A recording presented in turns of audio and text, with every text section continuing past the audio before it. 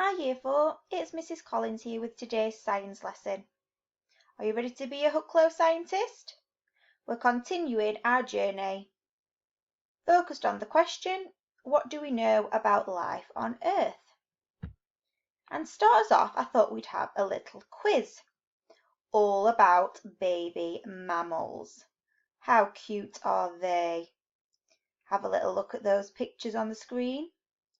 I wonder if you know the name of the baby animals, because we don't just call a baby elephant a baby elephant. It actually has a name of its own.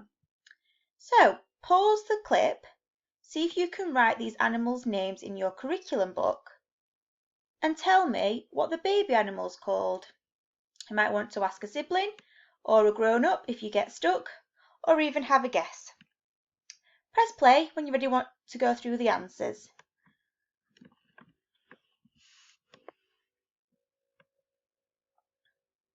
Welcome back, Year 4. Do you know the names of these baby animals? Let's see if you were right.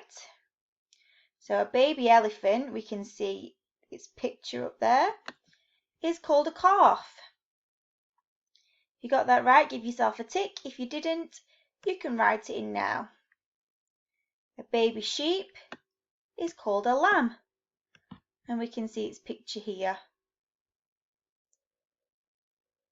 The young bear is called a cub, a bear cub.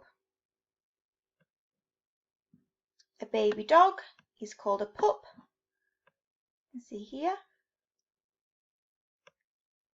A baby donkey is called a foal. There's a picture of the foal here, eating the grass. A baby hare is called a leveret. Looks very much like a rabbit. Here. And a baby deer is called a fawn. And there's a picture of the baby deer there, the fawn. Well done if you got any of those right. If you didn't, you can pause the clip there to give yourself time to write these answers into your book. Might have learned something new already this afternoon. Right, let's move on.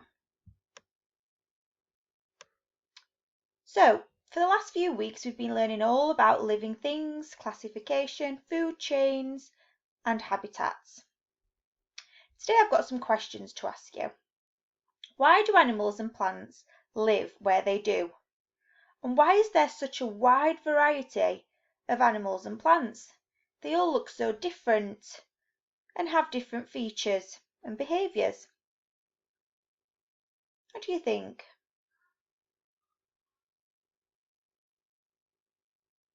To understand how animals and plants have developed and changed over time, we need to understand something important called adaptation.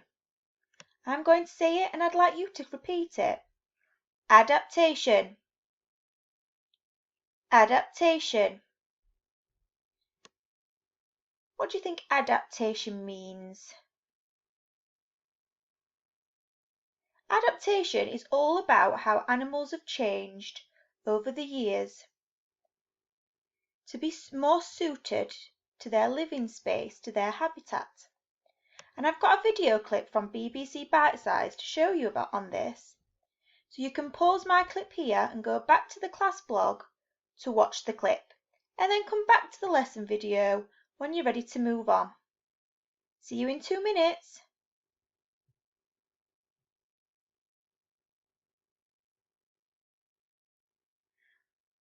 Welcome back, Year 4. Did you watch the clip and learn a little bit more about adaptation? I hope so. Can you do some reading with me? Follow the text and read along if you can. Living things are adapted to their habitats. This means that they have special features that help them to survive. An African elephant, for example, lives in a hot habitat and has very large ears that it flaps to keep cool. A polar bear, on the other hand, lives in a cold habitat and has thick fur to keep warm. And there's a picture here of the African elephant and the polar bear. And you can see just by looking at these pictures that the polar bear wouldn't survive in the African elephant's habitat in Africa, in the grasslands, and the elephant wouldn't survive very well in the polar habitat because of the special features that each species has. Can you follow on and read the text with me? It's not just animals that are adapted to their environment, plants are too. A cactus is well adapted for survival in the desert. They have long roots to collect water from a large area and a stem that can store water for a long period of time. You can see a picture of a cactus here and its habitat in a desert area where it's very dry with very little water. So these features that it has are really important for its survival. Let's keep reading. The animals and plants in one habitat are suited to live there and may not be able to survive in other habitats. When a habitat changes, the animals and plants that live there are affected. And we know all about that because we learned something about that earlier on this week. So over time, animals and plants have adapted their bodies and their behaviours to suit their habitats. Can you think of a way of how an animal or plant could adapt? So think back to that cactus, or the polar bear, or the African elephant. What part of their body or what behaviour has changed to allow them to survive in that habitat? Pause the clip and make a list of body parts or behaviours that might have changed to suit the habitat. And press play when you're ready to go through some of your answers.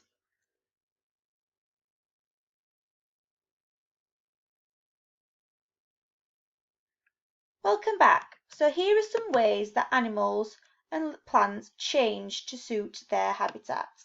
So things that can change are fur, breathing, type of protection, the flower of plants, how the animal hunts, the seeds that are dispersed, maybe the stem, like the stem of a cactus that stores the water.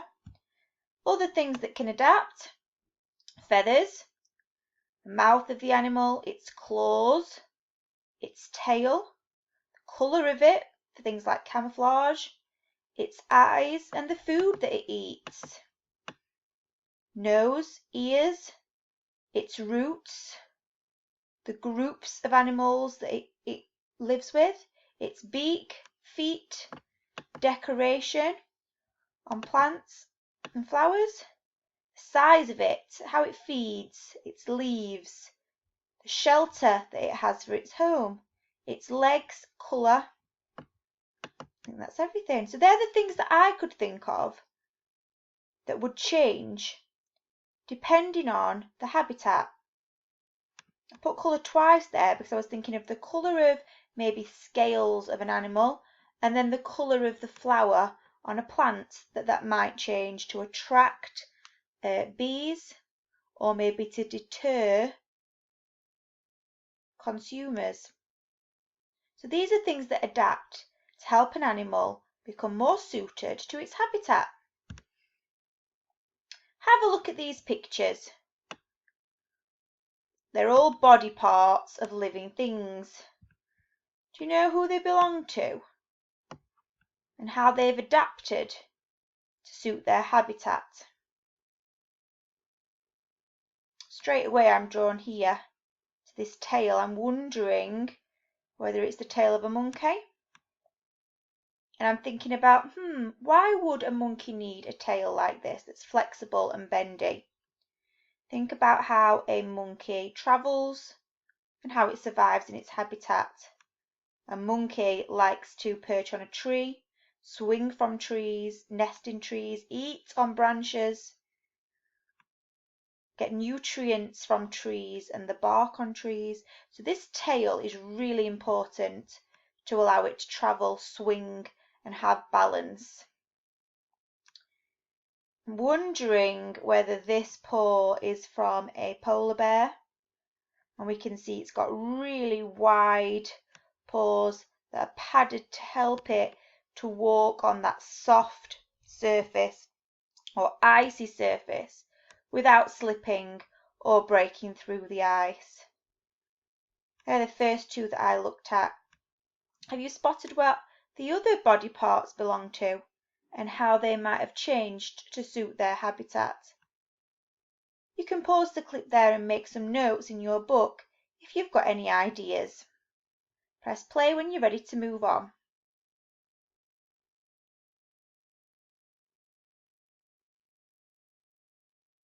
Welcome back, Year 4. Looking forward to reading your notes when you hand your book in. Let's have a look at these creatures. We've looked at some of them before in previous lessons, so you know a little bit about these animals. Which habitat do they live in? And how are they suited to it? Have a look at the special features of their body, their teeth, maybe their fat stores, their paws, their tail, their neck. What makes these creatures special? How have they adapted to their homes?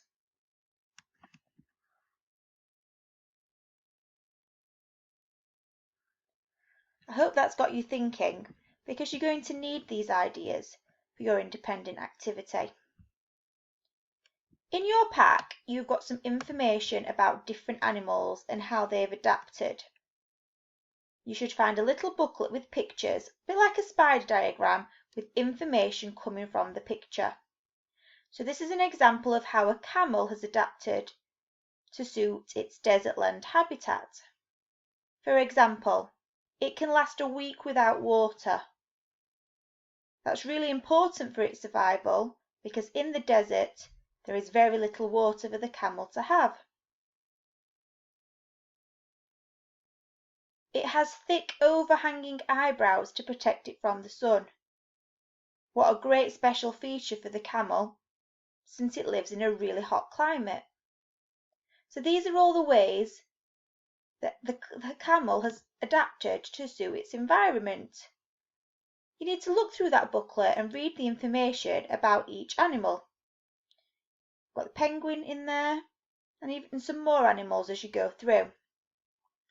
And then you'll find your activity that will eventually go into your curriculum book that looks like this. Most groups have got a sheet that's been separated into two, so you'll be looking at two animals. I think this is red groups. It's asking you to look at the lion first. So red group, you'll need to draw the lion in your box and then use the information sheet about the lion in your fact file to tell me how it's adapted to its habitat. So you'll write those facts really neatly on the lines from the arrows.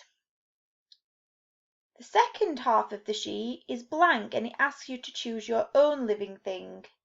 You might want to choose one from the pack, like the penguin for example, or you might want to do your own research from a book or the internet, or by asking grown-ups at home. Either way, you need to draw a quick picture of the animal in the box in the middle and use the lines to write your adaptation facts. If you're in blue group, your activity sheet looks like this. You've got a table with 6 boxes in altogether. One part of the box has been done for you. You need to draw a picture of the animal and finish the sentence. You can finish the sentences off by using the facts that are in the table at the top right hand corner. The first one's been done for you. It's all about a duck. It says a duck has webbed feet like flippers to push the water and help it to swim. Can you draw the pictures of the other animals that are described and finish the sentences using this information? Remember to use your neatest handwriting and have fun learning about animal adaptation. I'm really looking forward to seeing your work. If you need help, drop me an email. See you soon for more science fun. Bye for now.